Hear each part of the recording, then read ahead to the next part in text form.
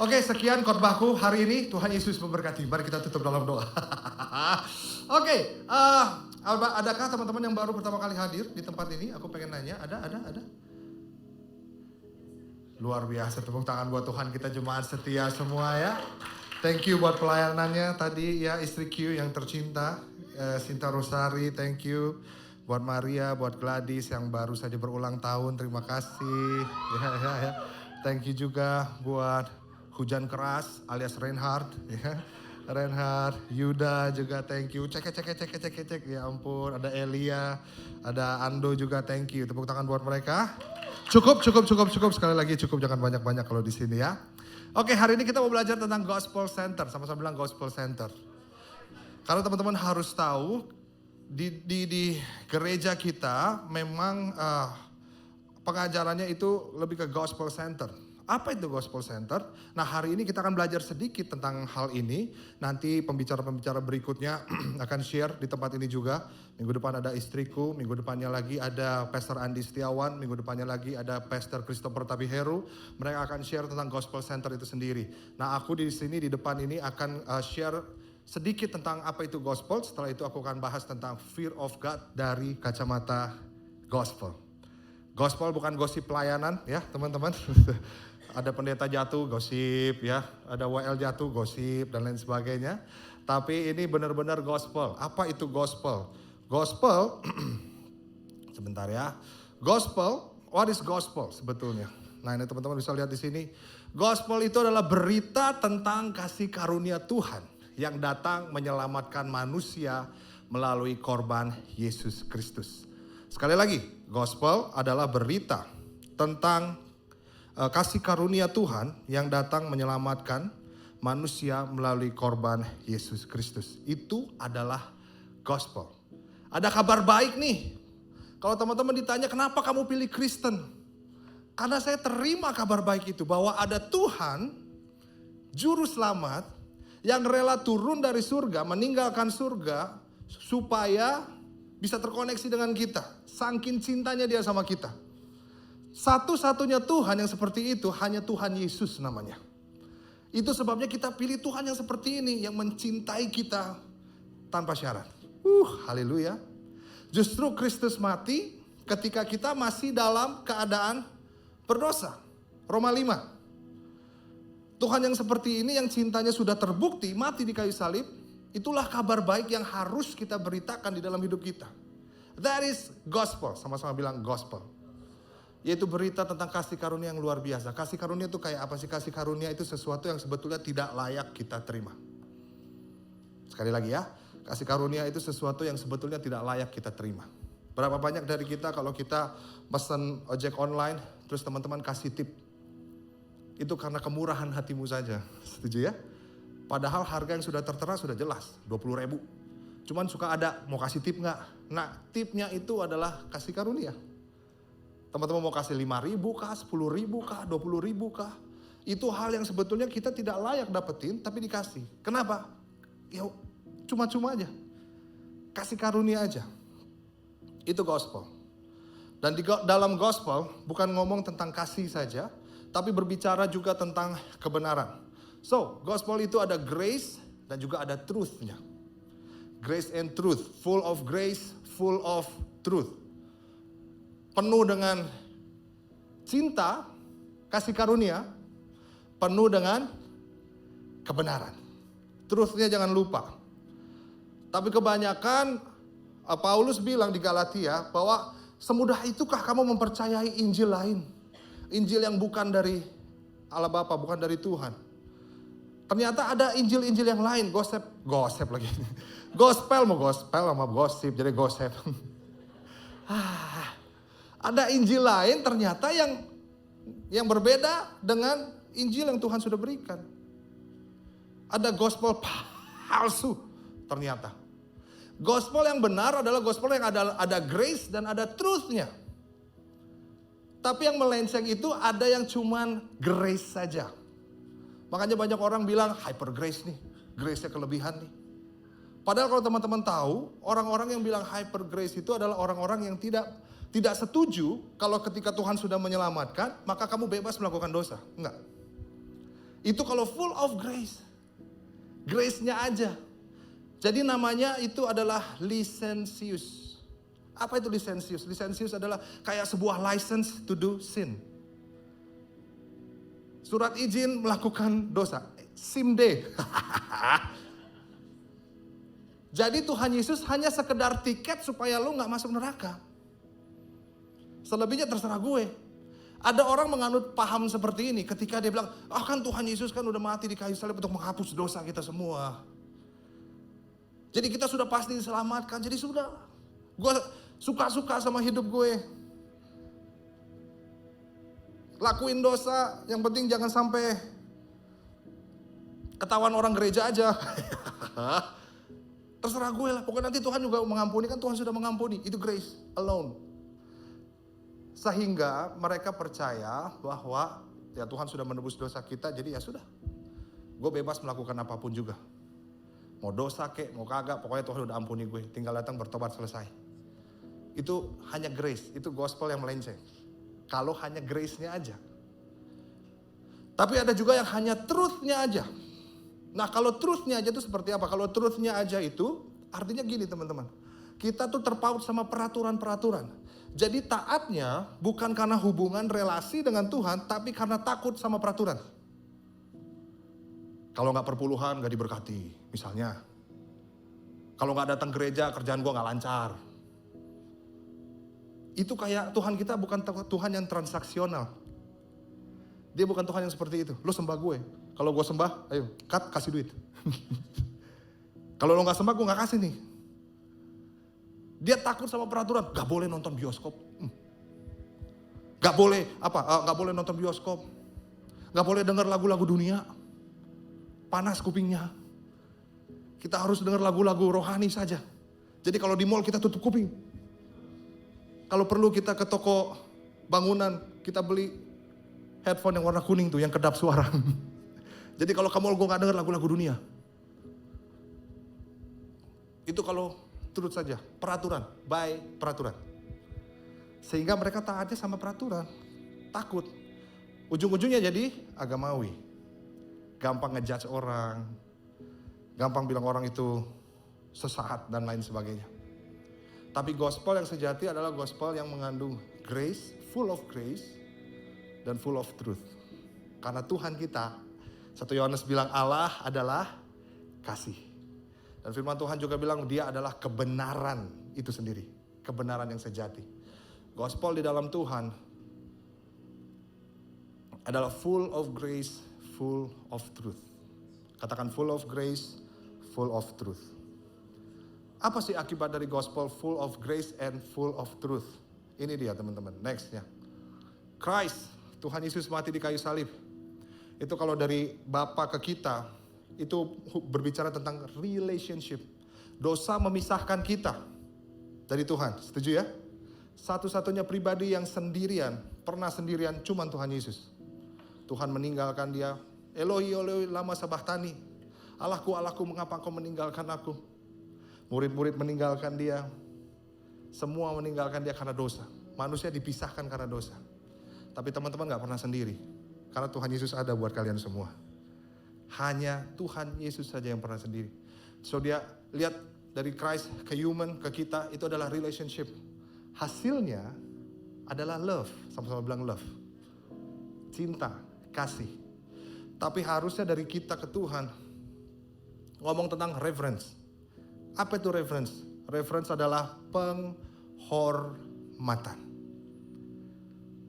Sekali lagi ya. Relationship akan menghasilkan cinta, kasih. Tapi reference akan menghasilkan penghormatan. Dan buahnya adalah yang satu love, yang satu adalah fear of God. Nah makanya kita akan belajar fear of God ini sama-sama. Katanya kasih. Kok kayak kontradiksi sih? Katanya kita harus mengasihi. Tuhan kita kasih. Kenapa kita harus takut sama Tuhan yang adalah kasih? Kan dia kasih. Kenapa kita harus takut sama dia? Fear of God. Kenapa? Why? Nah kita akan belajar bahwa fear of God ini juga salah satu gospel center. Dimana ternyata fear of God ini sebetulnya enggak kontradiksi sama ayat-ayat yang sudah ada. Firman Tuhan ada yang bilang, banyak yang bilang bahwa kita juga harus takut akan Tuhan. Banyak yang ngajar seperti itu, setuju ya? Nah tapi ngomong tentang fear of God, itu berbicara tentang penghormatan kepada Tuhan. Respect sama Tuhan. Nah gue akan bacain satu kisah yang menarik. Ini gue ambil dari sisi yang lain ya. Bagaimana murid-muridnya ketika mereka ada penghormatan, ada kekaguman kepada Tuhan. Markus 4 ayat 35 sampai 41. Firman Tuhan bilang begini, pada hari itu waktu hari sudah petang, Yesus berkata kepada mereka, marilah kita bertolak ke seberang. Mereka meninggalkan orang banyak itu, lalu bertolak dan membawa Yesus beserta dengan mereka dalam perahu di mana Yesus telah duduk dan perahu-perahu lain juga menyertai dia. Lalu mengamuklah taufan yang sangat dahsyat dan ombak menyembur masuk ke dalam perahu. Sehingga perahu itu mulai penuh dengan air. Pada waktu itu Yesus sedang tidur di buritan di sebuah tilam. Maka murid-muridnya membangunkan dia dan berkata kepadanya, Guru, engkau tidak peduli kalau kita binasa? Hah? Mungkin gitu ya saudara ya. Panik gak? Masa enggak? Panik. Orang ombak di mana-mana ya. Terus ia pun bangun menghardik angin itu dan berkata kepada danau itu, diam, tenanglah. Lalu angin itu reda dan danau itu menjadi teduh sekali. Coba perhatikan ayat 40. Lalu ia berkata kepada mereka, mengapa kamu begitu takut? Mengapa kamu tidak percaya? 41. Mereka menjadi apa? Sangat takut. Dan berkata seorang kepada yang lain, siapa gerangan orang ini? Sehingga angin dan danau pun taat kepadanya. Nah, kalau kita lihat ada dua kata takut di situ teman-teman. Bahasa Inggris aslinya bilang, kalau yang pertama itu, mengapa kamu begitu takut? Ada terjemahan bahasa Inggris yang bilang, cowardly. Tapi yang terakhir yang 41, mereka menjadi sangat takut, itu menggunakan kata fear, exceedingly. Fear berbeda dengan scare, berbeda dengan afraid, berbeda dengan terrified. Emang kalau bahasa Indonesia agak susah dijelaskan, tapi yang pasti bukan berarti ketakutan di sini adalah ketakutan kita takut sama Tuhan karena Tuhan menakutkan. Enggak ya. Tapi ada rasa penghormatan justru di sini. Awalnya gue juga mikir kenapa kok kayak beda ya. Kontradiksi ayatnya ya. Mengasihi Tuhan tapi juga harus takut sama Tuhan. Sekali lagi kenapa gue harus takut sama Tuhan. Nah ayat ini menjadi kontradiksi setelah gue mengerti tentang pernikahan. Shalom suami-suami. Kita mengasihi istri kita tapi kadang kita takut sama istri kita. Shalom. Yang menikah katakan.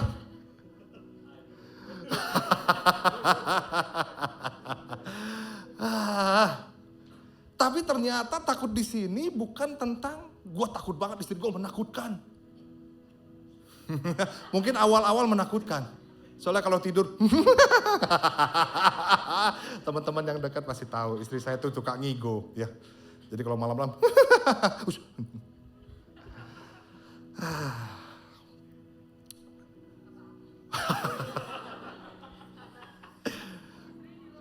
jadi takut ini bukan takut yang menakutkan, tapi ada rasa penghormatan sama istri. Bukannya dia menakutkan sekali lagi ya. Takut akan Tuhan juga seperti itu. Ternyata ada penghormatan kepada dia. Bagaimana kita bisa menghormati yang kita kasihi dengan penghormatan yang benar, penghormatan yang berbeda. Jadi dari sini aku percaya bahwa untuk orang yang kita kasihi, kita bisa mencintai dia sekaligus menghormati dia. Haleluya. Dan isu yang terjadi saat-saat ini adalah mereka penuh dengan kasih untuk generasi saat ini, tapi kurang penghormatan sama Tuhan. This is what happened these days. Generasi ini gak kurang ngomongin tentang cinta. Generasi ini gak kurang dicintai sama Tuhan. Bahkan mengenal tentang cinta Tuhan. Berbicara tentang, aduh gue dulunya begini tapi kasih Tuhan. Tapi generasi ini kurangnya adalah rasa penghormatan sama Tuhan.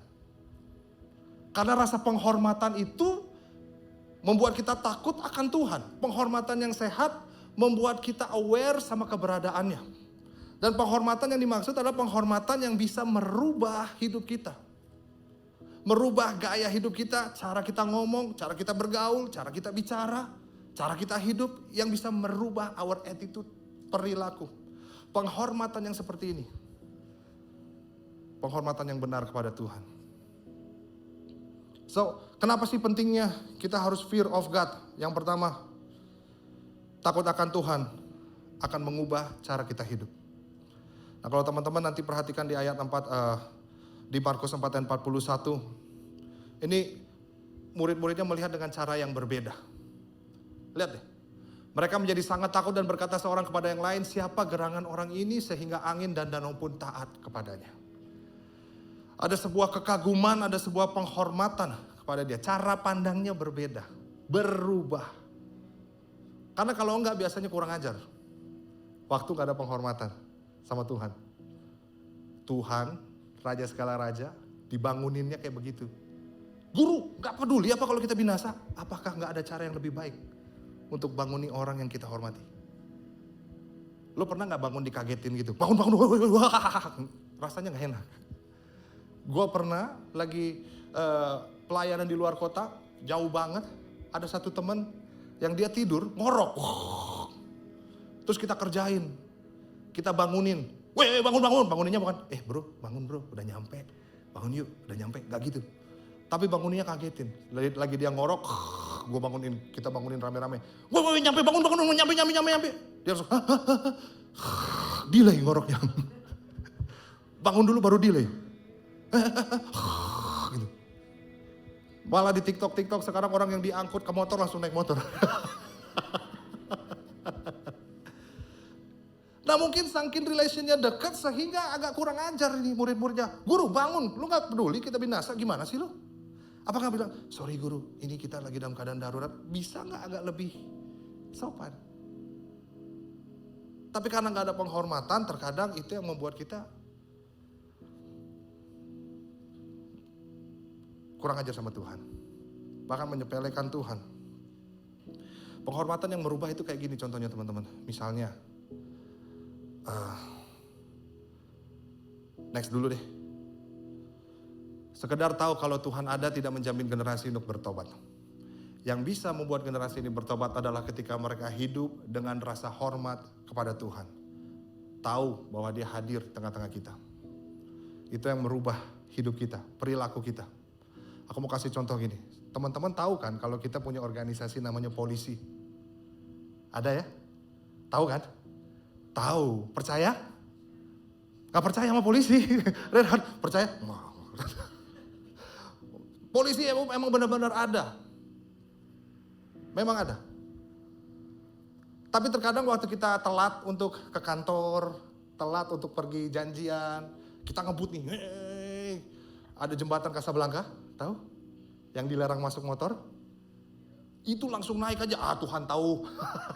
Tuhan mengerti, Allah peduli segala persoalan. Dia langsung naik, langsung, tahu sih ada polisi.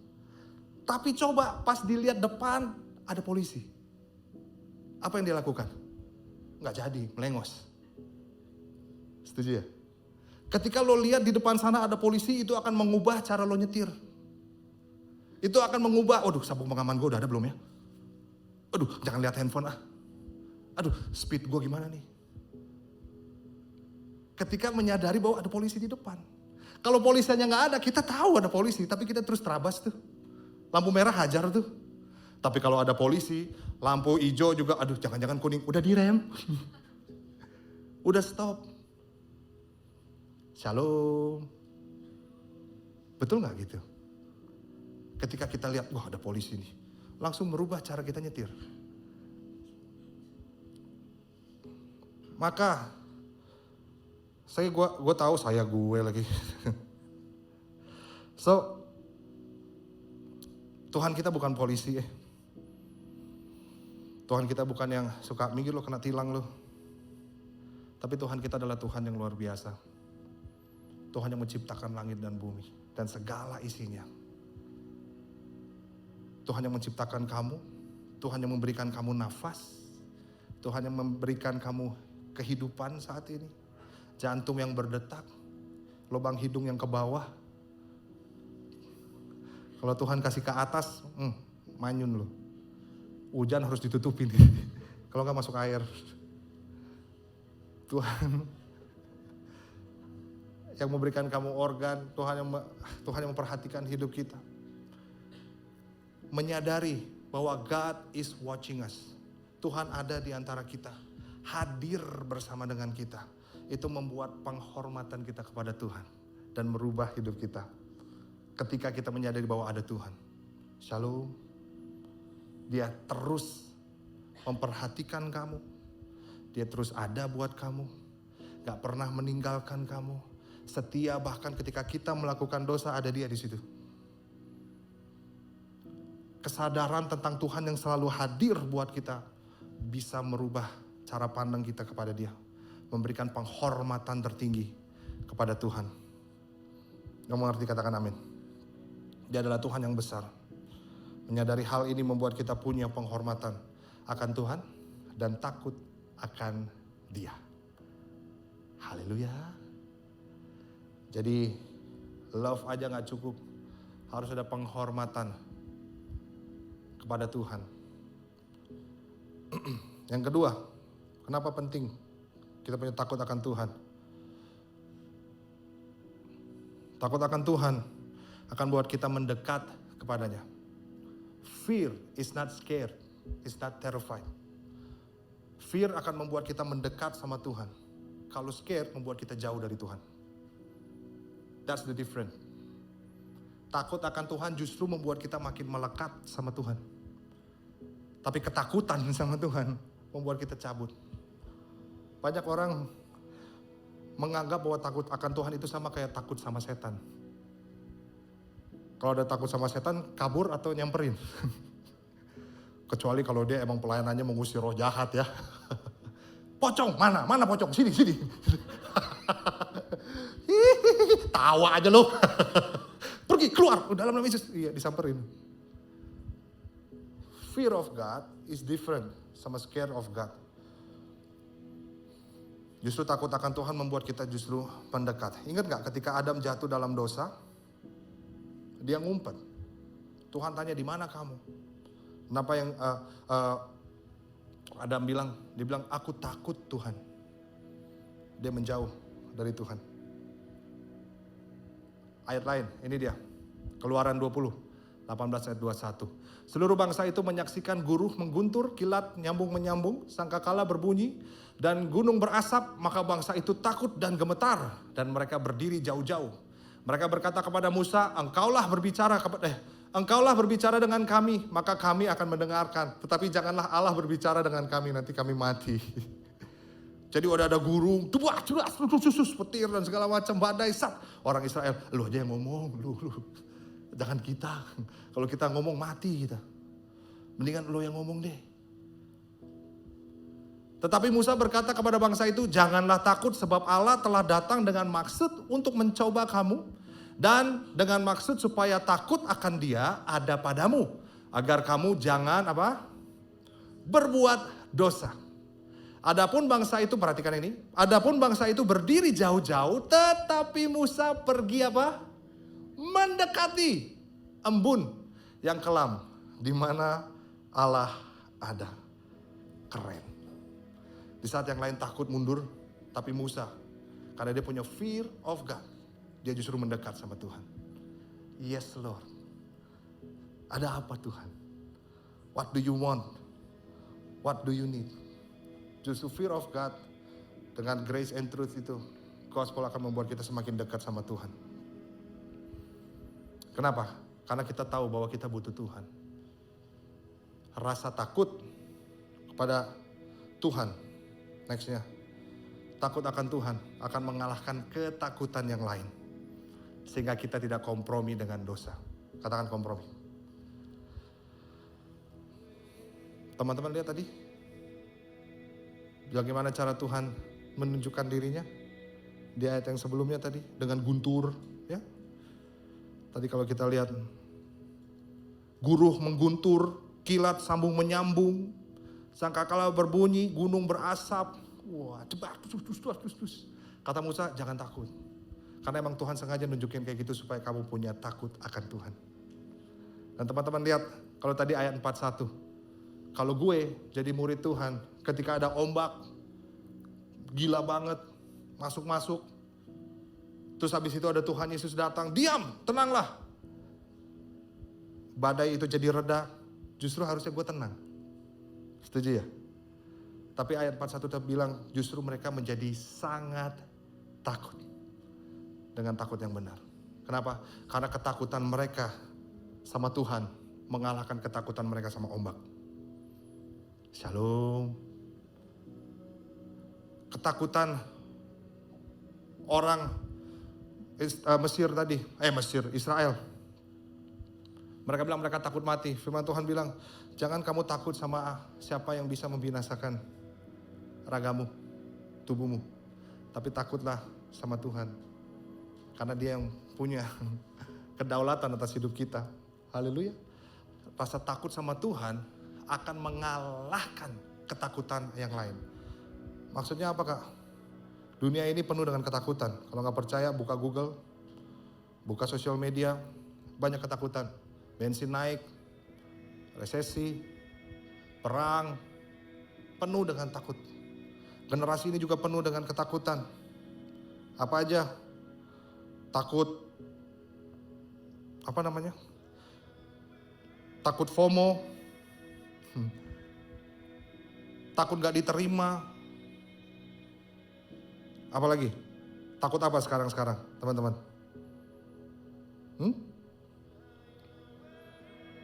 Hah? Takut bokeh, iya. Takut sama masa depan.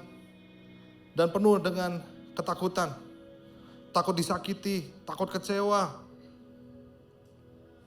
Tapi harusnya takut akan Tuhan akan mengalahkan ketakutan-ketakutan itu. Karena dia yang memegang kuasa atas hidup kita. Haleluya. Sehingga kita percaya ketika kita pun gak diterima sama orang lain, kita udah percaya bahwa ya udah gue full kok. Tuhan tetap menerima gue apa adanya. Meskipun terkadang untuk sesuatu yang baru kita perlu fit in di situ. Kemarin Sinta bagiin tentang itu. Tapi justru waktu kita tahu kita punya Tuhan yang lebih berkuasa, itu kita membuat kita gak kompromi sama dosa. Jadi bukan hanya kita punya relationship sama Tuhan, kita juga punya penghormatan. Karena terkadang kalau cuma relationship saja orang banyak kompromi. Karena ya dia tahu bahwa Tuhan itu maha kasih, maha sayang, nanti juga maafin. Dan gue berdoa kita semua as a leader, as a disciple of Christ, hari ini kita punya cinta sama Tuhan. Dan juga fear of God, takut akan Tuhan. Bilang kiri kanan, takut akan Tuhan dan cintai Tuhanmu. Haleluya. Satu lagi, jangan kompromi. Kompromi kayak gimana sih, Kak? Kompromi itu kayak kita flirting sama dosa. Kalau cuma relationship tuh kayak gimana flirtingnya? Kayak kompromi itu kayak anak-anak muda sering bertanya, sejauh mana gue bisa deket sama dosa? Ngerti gak maksudnya? Sejauh mana supaya ya gue yang boleh gue lakukan supaya gue gak masuk neraka nih. Sejauh mana sih firman Tuhan? Makanya pertanyaan yang selalu ditanyakan di webinar, di seminar, dimanapun juga tentang generasi ini adalah boleh atau gak boleh? Karena kompromi berbicara tentang seberapa dekat sih gue bisa dekat-dekat sama dosa. Ya sama aja kayak gue nanya sama Sinta, yang seberapa dekat aku bisa sharing-sharing sama beda gender sama aku. Jiwa baru nih, cewek datang, kasihan dia gak ada mentor. Karena yang cewek full, aku jadi mentornya. Seberapa dekat aku bisa? Gandengan boleh kalau nyebrang? Boleh gandengan? Boleh gak? Atau telepon tiap malam, gimana apa kabar kamu? Keadaannya gimana? Gak ngapa-ngapain yang? Boleh gak? Aku dekat gini? Atau boleh gak kayak ya kita nonton berdua gitu supaya dia ada temennya gitu? Boleh gak yang? You know, ngerti maksud kompromi gitu ya? Seberapa dekat kita bisa sama dosa. Tapi kan itu bukan bicara boleh gak boleh. Aku cinta sama Sinta, aku menghormati dia atau enggak? Kalau kita udah mulai, boleh gak dekat sama? Itu udah salah persepsi tentang cinta sama Sinta. Shalom. Itu juga artinya kita ngaco untuk ngomong tentang relationship, ngaco. Kita ngaco untuk ngomongin tentang penghormatan, kita ngaco. Kompromi bicara tentang seberapa dekat gue sama dosa boleh atau enggak. Tapi kalau kita punya cinta dan penghormatan, kamu bisa jawab sendiri boleh atau enggak. Haleluya. Shalom. That's why relationship aja nggak cukup. Harus ada penghormatan di situ. That's why banyak anak-anak kita yang udah dikasih tahu nggak dijalanin juga. Oh, bukan di sini, di luar sana banyak. Haleluya. Karena mungkin mereka punya relation yang kuat dengan mentornya, dengan kakak rohaninya, tapi kurang penghormatan. Shalom. Begitu juga dengan kita sama Tuhan. Soalnya generasi ini terkadang, ya gue kan pantas dihormatin. Gue pantas dikasihi. Penghormatan itu bukan buat rasa hormat itu gimana ya. Itu kayak harusnya itu menjadi tanggung jawab kita kepada Tuhan. Haleluya. Gue pantas dikasih, iya memang. Dan Tuhan sudah buktikan kasihnya dengan mati di kayu salib. Yusuf, dia gak kompromi sama dosa. Sama sekali gak. Tahu kisahnya? Tentang Tante Potifar? Ya kan? Apa yang Yusuf pas Tante Potifar datang gitu? Tante Potifar bilang gini, Acup, bobo siang yuk. Sepi nih, bos gak ada. Let's go. Guys, bayangin. Cowok, shalom, yang mana yang cowok suaranya? Laki, coba. Aduh, laki. Harus laki, extra joss style gitu dong. Bukan attitude style. Atau Viva Cosmetic style. Yang style M150 gitu kayak. Yang laki suaranya, laki. Hai, gua demen nih. Ini Yusuf. Aduh, gue pernah jalan sama beberapa anak-anak di KC yang masih jomblo pada waktu itu ya. Ketika lewat sesosok wanita putih mengkilat. Mungkin dicuci pakai braso kali dia ya. Mengkilat lewat, sat, pandangan matanya. Terus dua orang ini tatap-tatapan.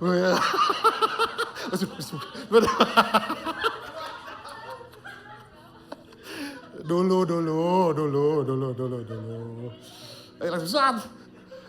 Kebanyakan begitu. Tibi juga. Karena dia masih jomblo, masih single. Ya kan? Wajar. Ngelihat, mengagumi, wajar. Yang jomblo pria katakan. Gak berani. Tapi wajar saat gini. Ini Yusuf diajakin bobo. Sama ratu yang mungkin dia penuh dengan skincare. Maintenance-nya high maintenance. Diajakin bos, diajakin. Bobo yuk. Banyak orang kompromi karena mereka punya alasan. Kehidupan gue lagi gak bener. Satu. Yang kedua alasan mereka, lo gak tahu apa yang gue alamin. Mental gue kena. Jadi ini adalah kompromi untuk gue, ya. Tahu gak Yusuf? Dari kecil ditolak sama keluarganya. Lo tahu rasanya gimana? Kalau mau ngomongin mental menjadi alasan, tahu rasanya? Dia dari kecil, dari muda, ditolak sama kakaknya, dijual. Gak dipeduliin sama kakaknya. Mau dibunuh. Jadi kalau alasannya tentang keadaan yang gak baik, perlakuan orang lain sama hidup kita, keadaan sekitar,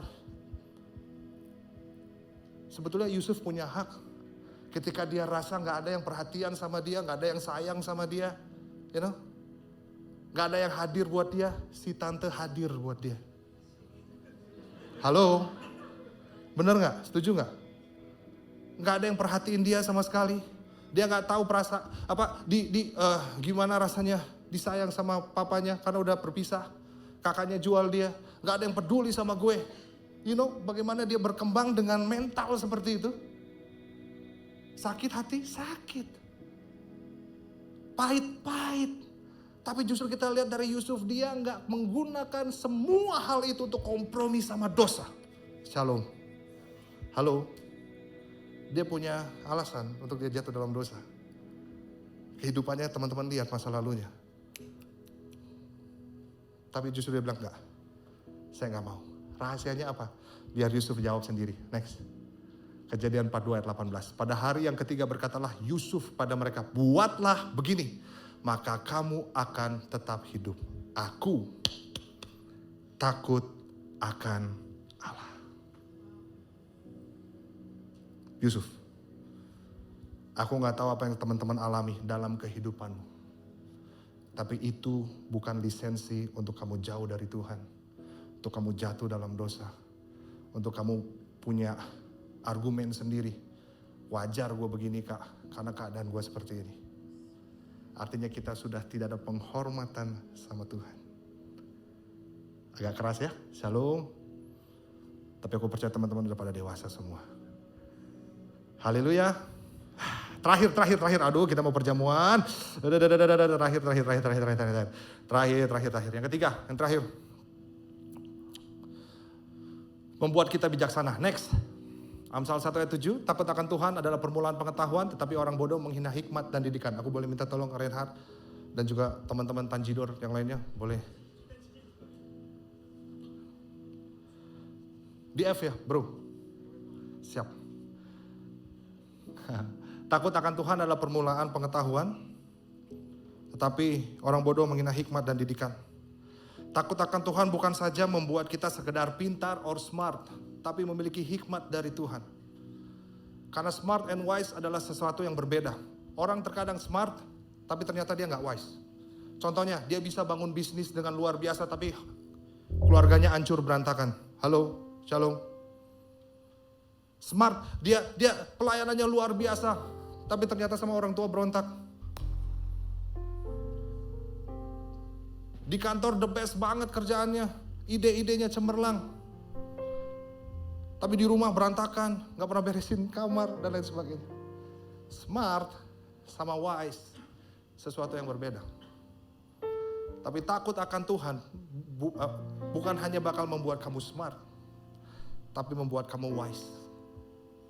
Karena kamu tahu konsekuensinya di depan sana kalau gue gini, kasihan nyokap gue, kasihan bokap gue, kasihan saudara-saudara gue. No drugs, dan lain sebagainya. Hatam sama firman Tuhan, pelayanan dahsyat, tapi berantem terus, berontak mulu sama keluarga. Ini yang disebut smart but not wise. Ada satu pepatah bule bilang, smart but idiot. Bule yang ngomong, bule. Smart tapi gak wise.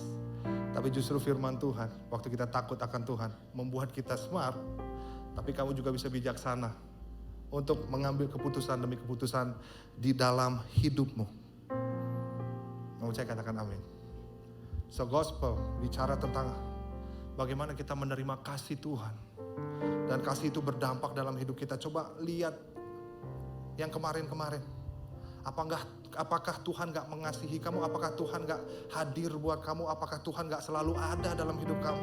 Berapa kali kita jatuh bangun. Dia tetap ada di situ membuktikan cintanya yang tidak berubah dulu sampai sekarang. Bahkan sampai selama-lamanya di dalam hidupmu. Berapa kali kita berusaha untuk mundur. Bukan hanya teman-teman, gua Sinta juga berusaha untuk mundur.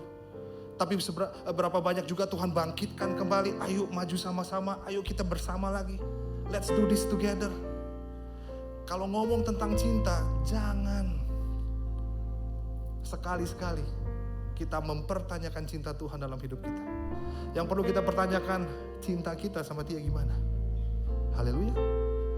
Setelah kita punya relation, love, cinta itu memberikan kita rasa hormat sama orang yang kita kasihi. Itu sebabnya kamu mengerjakan keselamatan dengan takut dan gentar. Karena penghormatan kepada Tuhan. Kasih Tuhan memampukan kita untuk mengasihi sekaligus menghormati Dia. Hari ini buat teman-teman semua yang merasa Tuhan, aku tahu aku sudah banyak mengalami kasih Tuhan. Tapi aku lupa untuk penghormatan sama Tuhan. Ampuni aku Tuhan. Hanya Engkau yang layak dihormati. Bukan aku Tuhan. Hanya Engkau yang layak aku layani. Hanya Engkau yang layak Tuhan Yesus menerima pujian penyembahan lewat hidupku. Only you God. Dan kalau Tuhan ingatkan ada hal-hal yang mungkin teman-teman merasa bahwa aku di sini belum menghormati Tuhan. Saat ini juga bertobat. Hari ini kita akan makan dan minum tubuh dan darah. Aku boleh langsung dibagikan aja.